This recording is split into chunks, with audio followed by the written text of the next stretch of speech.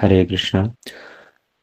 प्रत्येक दिन की भांति पुनः आज हम सब के सब एकत्रित हुए हैं ब्रह्म मुहूर्त में भगवान नाम से अपने दिन को आरंभ करके अब हम भगवान की ही मुख निसृत वाणी भगवत गीता को प्रत्येक दिन श्रवण कर रहे हैं।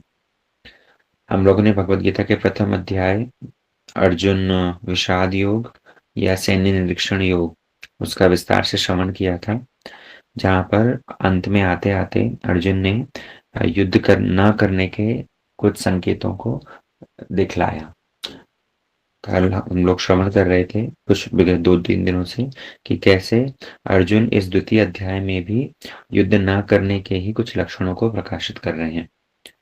पूर्व चैप्टर में हमने संजय द्वारा कहे हुए श्लोकों से ये स्पष्ट हो गया था कि विसृज्यम शशरम चापम शोक संविग्न मानस, कि अर्जुन अपने धनुष बाण को नीचे रख करके और शोकातुर होकर के वो बैठ गए हैं।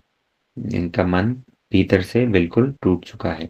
इस तरह के लक्षण उन्होंने प्रकाशित किए हैं और उसके बाद में उनको इस तरह से शोकातुर देख करके कृष्ण ने कहना आरंभ किया है और सबसे पहले तो कृष्ण ने उनके ऊपर शासन किया।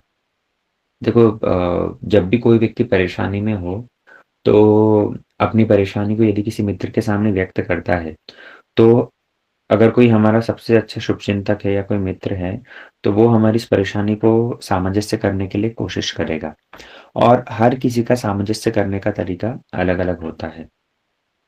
जैसे यदि आप आपके माता-पिता के साथ में भी कोई समस्या का वर्णन करो, उनके साथ में ज़िक्र करोगे, तो माँ तो उसको किसी एक तरीके से उसका सॉल्यूशन बतलाएगी, पिताजी हो सकता है उसको किसी अलग तरीके से सॉल्यूशन बतलाए।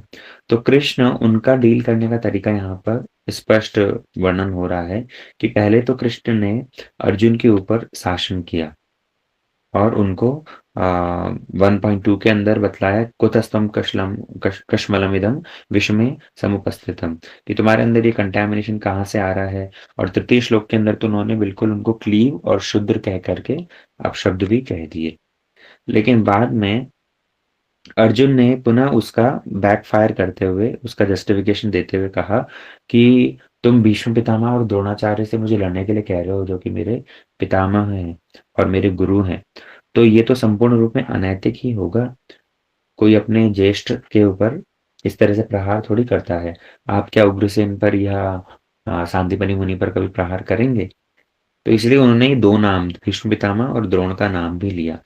लेकिन पुनः वापस इसी बात को ही उन्होंने बतलाते हुए कि मेरे गुरु किस प्रकार महान है। हम कल इस बात की चर्चा कर रहे थे। गुरून् हत्वा ही महानुभाव श्रेयो वक्तुम भिक्षाम्यपीह लोके, कि कैसे मेरे लिए तो यही श्रेयस्कर होगा कि मैं भिक्षा मांग लूं। पहले बोला था मेरे लिए यही श्रेयस्कर होगा कि मैं केवल युद्ध भूमि में इनके द्वारा मारा जाऊं, निहत्था होकर के भी, तो भी मेरे लिए श्रेयस्कर होगा।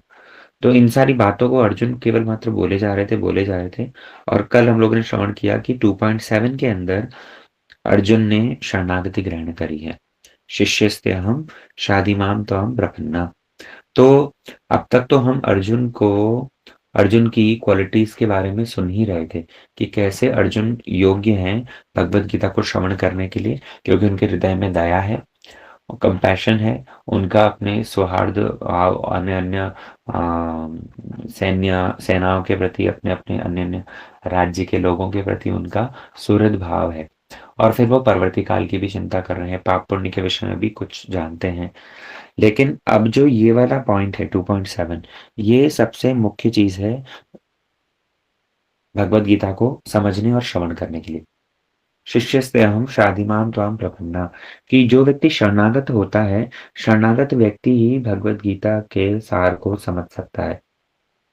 कई लोग कहते हैं कि हमने भगवत गीता को समझ लिया, हमने भगवत गीता पढ़ी है और हमें भगवत गीता बहुत अच्छे से समझ में आई है। वास्तव में भगवत गीता को समझना कब कहलाया जाएगा?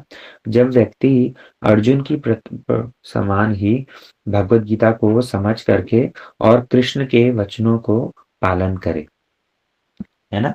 अभी द्वितीय अध्याय के अंदर यहाँ पर अर्जुन ने शरणागति ग्रहण करी है, तो शरणागति ग्रहण करने के बाद में भगवान उनको सब उपदेश देंगे और उपदेश देने के बाद में जो अंतिम अध्याय है, अंतिम अध्याय में आएगा करिष्ये वचनम तव, मैं आपके कहे हुए वचनों को ही करूँगा। जब ये वाली चीज़ हमारे अंदर आ जाती है, तभी जाकर के मानना पड़ेगा कि सच में भगवत गीता समझी है ना? भगवत गीता पढ़ करके उसके अर्थ को तो बहुत लोग समझ लेते हैं, लेकिन समझ करके कृष्ण के वचनों को कितना पालन करते हैं, कृष्ण हमसे क्या चाह रहे हैं, वो चीज़ कितना लोग पालन करते हैं, तब उस पर परीक्षा होती है ना? भगवान ने अर्जुन से क्या चाहा, वो अर्जुन ने किया। भगवान चाहते थे कि अर्जुन युद्ध करे, तो अर्जुन ने वो चीज़ करा। उनको युद्ध ना करने करने क्या होगा, क्या नहीं होगा, इन सारे कॉन्सिक्वेंसेस को भगवान ने इन सब अध्याय में क्लियर करने के उपरांत अर्जुन को यद्यपि भगवान ने मुक्त छोड़ दिया कि अब तुम्हें जो ठीक लगे वैसा करो, लेकिन तब अर्जुन ने ही स्वयं कहा कि नहीं, करिष्ये वचनम तव, मैं आपके वचनों को ही मैं पालन करूंगा।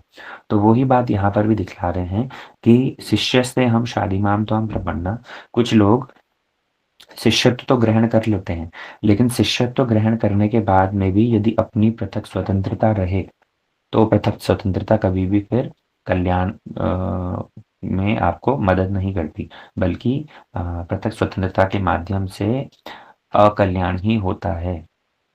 वहाँ पर संपूर्ण शरणागति नहीं होने से, शरणागति का लोप होने से जीव का अमंगल ही होता है ना? तो गुरुदेव कृष्ण चरणों में शरणागति होगी कैसे? कल हमने बताया था गुरु चरणों में शरणागति के माध्यम से ही कृष्ण चरणों में शरणागति होगी। शिष्यस्ते हम शादीमाम त्वां प्रपन्ना। कल हम लोगों ने और एक बात श्रवण करी थी कि कौन कृपण है और कौन ब्राह्मण है। बृहदारण्यक उपनिषद से वहाँ पर टीका में बतलाया गया है कि जो व्यक्ति केवल मात्र अपनी जीवन की समस्याओं को हल नहीं कर सकता, मतलब जागतिक स्तर पर ही जिसकी चेतनता है, वो व्यक्ति कृपण है। लेकिन जो व्यक्ति आत्म साक्षात्कार के विज्ञान को जानता है, वो व्यक्ति ब्राह्मण है ना? शारीरिक स्तर से ऊपर उठना होगा हमको, शारीरिक स्तर से ऊपर उठ करके और आत्मीय स्तर पर विचार करने वाला व्यक्ति ही ब्राह्मण कहलाएगा, नहीं तो बाकी सबके सब कृपण ही है। तो जो फर्स्ट शब्द है कार्पण्य दोषोपरत स्वभावो, ये कार्पण्य शब्द को लेकर के यहाँ पर कृपण शब्द की व्याख्या भी बृहदारण्यक उपनिषद से श्लोक को उद्धृत करके टीका में दी गई है। अभी कल हम लोग श्रवण कर रहे थे कि अर्जुन ने कहा कि शिष्यस्ते अहम शादीमाम त्वां प्रपन्ना। तो यदि कृष्ण उनको कहे कि तुम कह रहे हो कि तुम मेरे शिष्य हो, अरे हम तो मित्र हैं, और यदि तुम किम कर्तव्य विमूढ़ हो गए हो, तुम्हें समझ नहीं आ रहा कि क्या करना चाहिए, क्या नहीं करना चाहिए, तो ऐसे में तुम किसी वेद व्यास जी या और किसी ऐसे महान संत के पास जाओ ना, तुम्हें मेरे पास में शरणागति ग्रहण करने की क्या आवश्यकता है? और सबसे मुख्य बात, तुम तो यहाँ युद्ध के लिए उपस्थित हुए हो, तो युद्ध के लिए यदि उपस्थित हुए हो, तो तुम युद्ध करो, युद्ध करने से तो सब श्रेय प्राप्त हो ही जाएगा। तब अर्जुन ने अगले श्लोक के अंदर अपनी और किंग कर्तव्य विमूढ़ता को प्रकाशित किया है। जो 8वां श्लोक है, 8वें श्लोक के अंदर भी अर्जुन इसी बात को ही बतला रहे हैं। नहीं प्रपश्यामि ममाप्नुपद्यात् यच्छोकम् उच्छेषणम् इन्द्रियाणाम् अवाप्य भूमाव सपत्न्यमृद्धम् राज्यं सुराणामपि चाधिपत्यत्।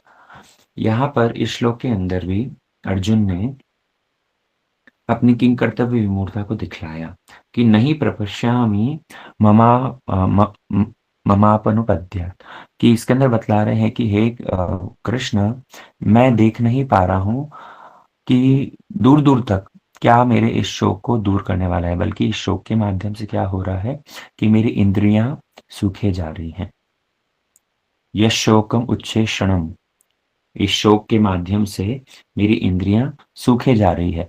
मतलब हमारे शरीर में जो कुछ भी, जैसे पूर्व पूर्व श्लोकों में अर्जुन ने बतलाया था कि मेरा शरीर कांप रहा है, मेरे रोमावली खड़ी हो रही है, मैं अपने गांडीव को धारण नहीं कर पा रहा हूँ।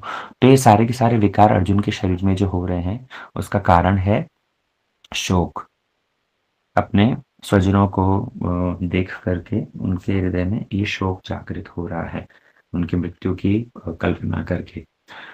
ये स्वाभाविक ही है। हम जब भी भयभीत हो जाते हैं तो हमें कभी-कभी बहुत पसीना आता है, कभी-कभी हमारी सारी इंद्रियाँ सूखने लगती हैं। तो ये सारे विकार जो उनके शरीर में हो रहे हैं, अर्जुन उस बात का वर्णन कर रहे हैं और कहते हैं, अवाप्य भूमा वसवत्नम मृदम, कि यदि मैं युद्ध करूँगा और युद्ध करने के बाद में मुझे क्या होगा, भूमौ मुझे ये राज्य प्राप्त हो जाएगा। कैसा? बोले असपत्नम, कि जिसके अंदर कोई शत्रु नहीं होगा।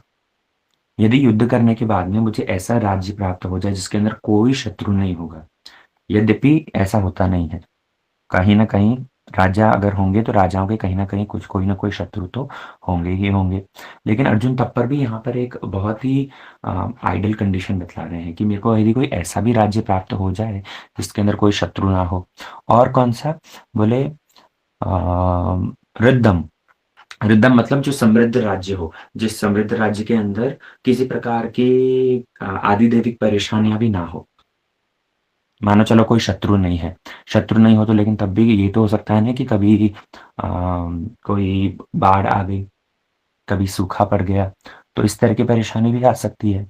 लेकिन अर्जुन एकदम ऐसी सिचुएशन बतला रहे हैं कि यदि मेरे को ऐसा राज्य मिल जाए, जिसके अंदर कोई शत्रु नहीं हो, जिसके अंदर किसी प्रकार का कोई भी आदि दैविक परेशानियाँ भी नहीं आए, जो देवता लोग भी चाहें, लेकिन तब पर भी वो मेरे शोक को दूर नहीं कर सकती।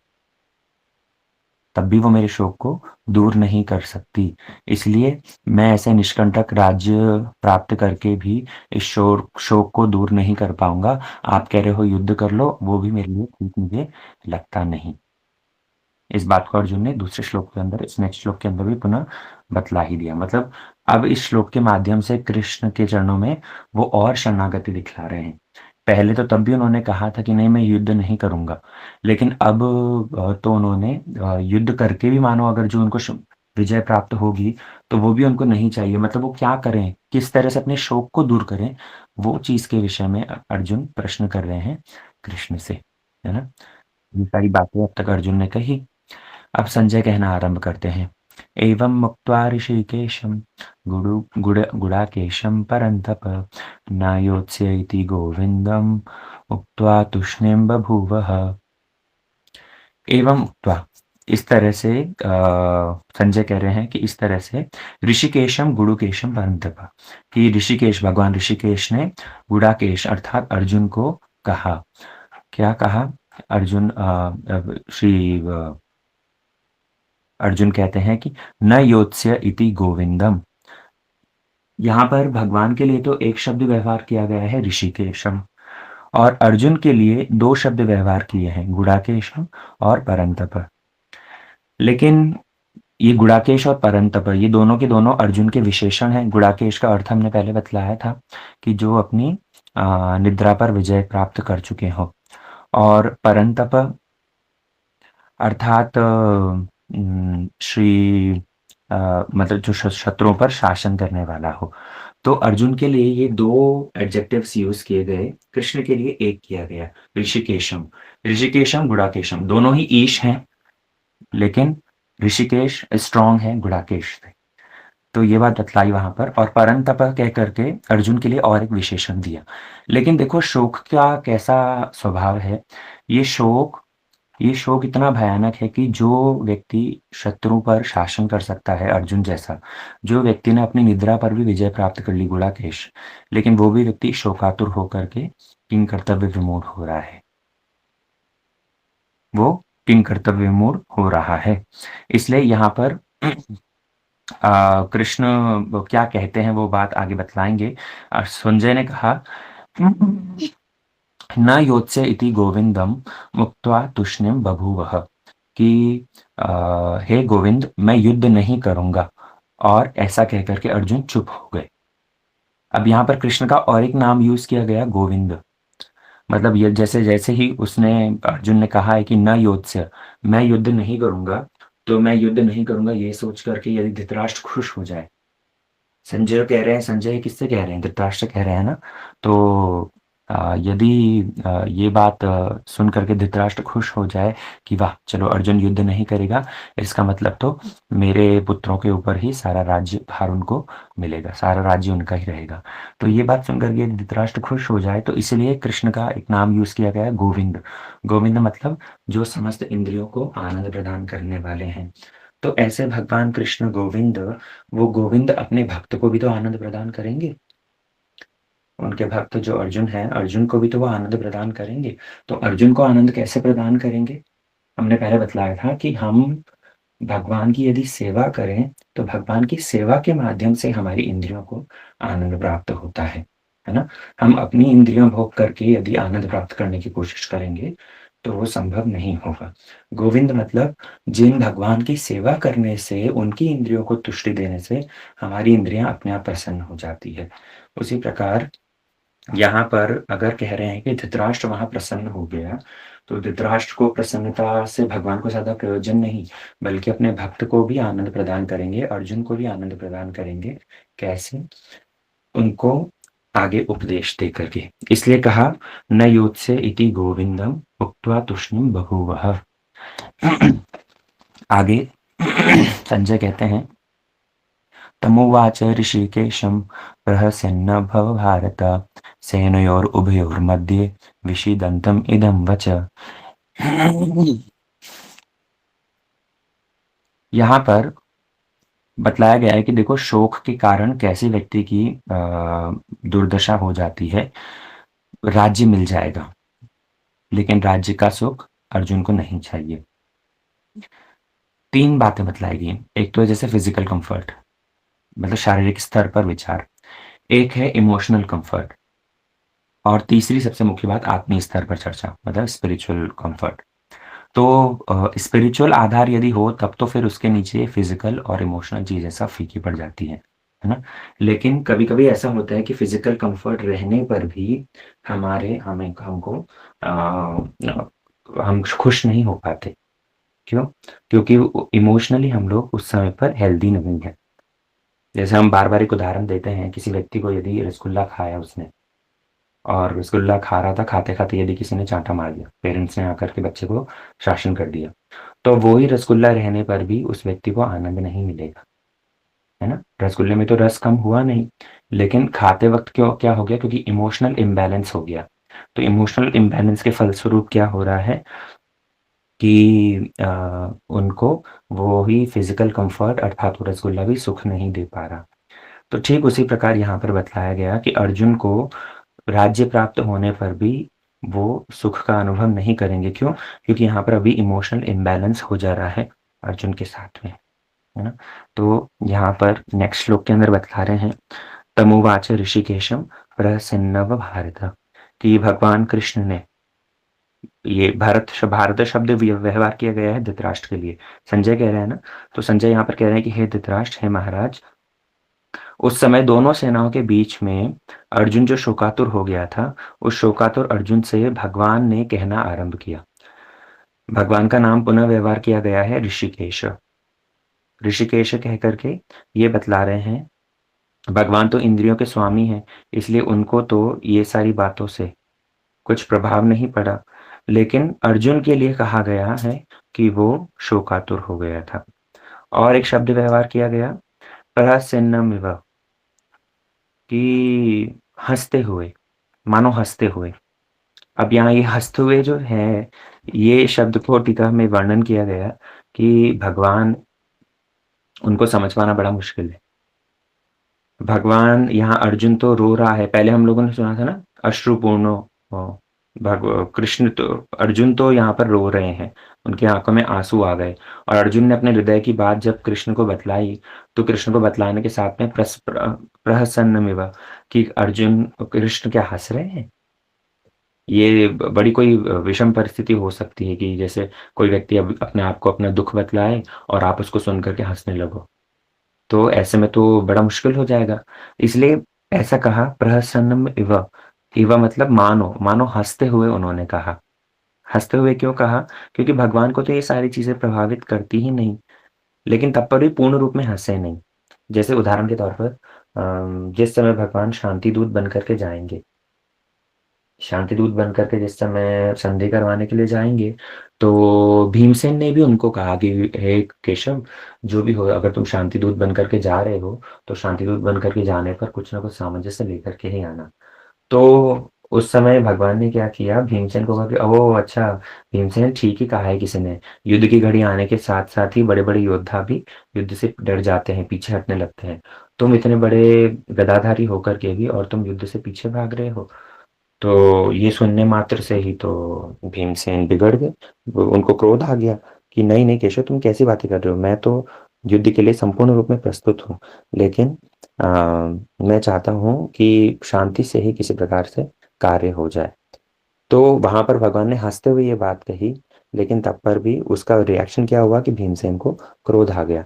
तो यहाँ पर भी अर्जुन ने अपने हृदय की बात भगवान को बतलाई, और जिसको सुन करके भगवान कुछ तो रिएक्ट करेंगे, लेकिन कैसे उन्होंने कहा, प्रसन्नमेव। प्रसन्नमेव मतलब हंसते हुए, मानो हंसते हुए ही कहना चाह रहे हैं, लेकिन कहते हैं क्या, वो अगले श्लोक में 2.11 यहाँ से भगवान ने कहना आरंभ किया है। अशोचन अन्वशोचस्त्वं प्रज्ञावादांश भाष्यसे गतासो न गतासूंश्च नानु शोचन्ति पंडिता।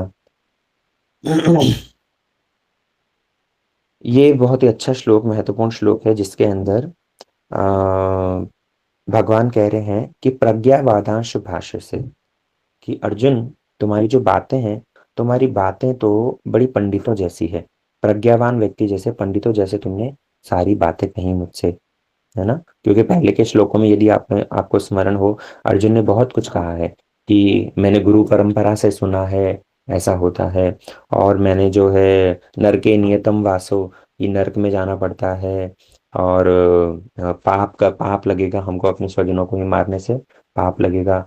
तो ये सारी बातें जब अर्जुन ने कही हैं, तो अर्जुन की बातें तो बड़ी पंडित जैसी हैं। तो भगवान उसी चीज को स्मरण दिला रहे हैं कि प्रज्ञावादंश भाष्य से, तुमने बातें तो बड़ी पंडितों जैसी करी है, लेकिन तुम्हारा आचरण पंडितों जैसा नहीं। क्यों? क्योंकि अशोचन अन्वशोचस्त्वम, जो वस्तु शोक करने लायक है नहीं, तुम उसके लिए शोक कर रहे हो। जो वस्तु शोक करने लायक है ही नहीं, तुमने उसके लिए शोक करना आरंभ किया है। गता सोनु अगता शुंश्च। असून मतलब होता है प्राणवायु, असून मतलब प्राणवायु। तो ये गता सुन अर्थात जिनकी प्राणवायु चली गई है, या फिर अगता सुनस्य, जिनकी प्राणवायु नहीं गई है, दोनों के लिए ही ना अनुशोचंती, उनके लिए शोक नहीं किया जाना चाहिए। पंडिता, जो पंडित लोग हैं, जो विद्वान लोग हैं, उनको इन सब के विषय में कभी चर्चा करनी, इनके सब के विषय में शोक कभी करना ही नहीं चाहिए। तो मानो कृष्ण अर्जुन को ये कह रहे हैं कि अर्जुन, तुम्हारा ये सारा ज्ञान है, तुम्हारा ये सारा ज्ञान खोखला ज्ञान है। तुमने अब तक जितनी सारी बातें करी थी, कई लोग होते हैं, ज्ञान तो बहुत होता है उनको, शास्त्रों का ज्ञान संपूर्ण रूप में पूरा रट करके बैठे हैं, लेकिन विज्ञान नहीं होता। अर्थात शास्त्र ज्ञान को जीवन में आचरण करके और उसे अप्लाई करना, प्रैक्टिकली जिस समय पर वो सिचुएशन आए, तो उस सिचुएशन पर ठीक से रिएक्ट करना, वो चीज हो नहीं पाता, है ना। इसलिए गता सोना गता सोच नानो शोचंती पंडिता, पंडित व्यक्ति तो वही है जो इन सब वस्तुओं के विषय में विचार ना करे, दुख शोक ना करे। तीन तीन बार यहाँ पर शोक शब्द का व्यवहार किया है ना। तो अर्जुन के माध्यम से भगवान इस बात को बतला रहे हैं कि ये जो शरीर है, ये शरीर संबंधियों के लिए, जिनके लिए तुम शोक कर रहे हो, इसके लिए तुम्हारा ये जो शोक है, ये बेसलेस है। ये तुम्हारे शरीर के लिए जो शोक है, ये संपूर्ण रूप में आधारहीन है। क्योंकि अगले वाले श्लोक में ये बात बतलाएंगे कि ऐसा कौन सा समय था जब ये सारे तुम्हारे आत्मीय स्वजन नहीं थे, और परवर्ती काल में भी ये सब के सब रहेंगे ही। तो अर्जुन, तुम्हारा इस तरह से शरीर के स्तर पर बनाए हुए संबंधियों से शोक संपूर्ण रूप में बेसलेस है, इसको तुम्हें ठीक करना होगा। ये बात भगवान इस श्लोक में बतला रहे हैं। अगला श्लोक 12वें श्लोक के अंदर, न त्वेवाहं जातु नाश न तम नेमे जनाधिप न चैव न भविष्याम सर्वे वयम त परम। बड़ा महत्वपूर्ण श्लोक है ये भी। नेक्स्ट श्लोक के नेक्स्ट क्लास के अंदर हम इस श्लोक की ही विस्तृत व्याख्या श्रवण करेंगे। भगवत गीता के काफी सारे श्लोक ऐसे हैं जो कि बड़े सिद्धांतिक श्लोक हैं, और इनकी व्याख्या को जरा समझने के लिए बुद्धि पर बल लगाना पड़ेगा, है ना। काफी लोगों को ये चीजें समझ में आ भी रही होगी, काफी लोगों को ये चीजें ऊपर से जा रही होगी। भगवत गीता का इस तरह से बड़ा विस्तृत जो व्याख्या है ये हमने भी पहले किया नहीं, ये दूसरी बार ही है। तो आप लोग भी इसको मनोनियोग पूर्वक श्रवण कीजिए, क्योंकि एक एक श्लोक का जैसे जैसे एक्सप्लेनेशन आ रहा है वैसे वैसे हमें भी कहने में उत्साह आ रहा है, और हम आशा करते हैं सुनने वालों को भी उत्साह होता होगा कि कैसे भगवान एक के बाद में एक रहस्य को उद्घाटित कर रहे हैं, है ना। तो अगले श्लोक में भगवान क्या वर्णन करते हैं अर्जुन के सामने, वो हम लोग श्रवण करेंगे नेक्स्ट क्लास में। आज के सत्र को यहीं विश्राम देते हैं। वाञ्छाकल्पतरुभ्यश्च कृपा सिन्धुभ्यैव च पतितानां पावनेभ्यो वैष्णवेभ्यो नमो नमः।